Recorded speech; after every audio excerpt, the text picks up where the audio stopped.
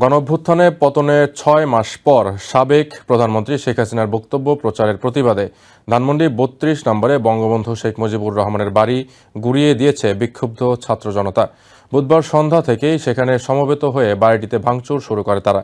রাত ১১টার দিকে ক্রেইন ও এক্সকাভেটর দিয়ে বাড়িটি পুরোপুরি গুঁড়িয়ে দেওয়া শুরু হয়। শেষ খবর পাওয়া পর্যন্ত ৩২ নম্বরে ভাঙচুর চলছে। এর আগে শেখ হাসিনার ভাষণকে কেন্দ্র করে ফেসবুকে বুলডোজার মিছিল ও লং মার্চ টু ধানমন্ডি ৩২ কর্মসূচি ঘোষণা করে ছাত্র জনতা। এদিকে ধানমন্ডি ৫ নম্বর সড়কে শেখ হাসিনার বাসভবন সুধা সদনেও আগুন দেয় ছাত্র জনতা। এছাড়াও খুলনায় ময়মনসিংহ সহ বাংলাদেশের বিভিন্ন স্থানে শেখ মুজিবের ভাস্কর্য ও আওয়ামী লীগ নেতাদের বাড়িতে ভাঙচুর ও অগ্নিসংযোগ করা হয়।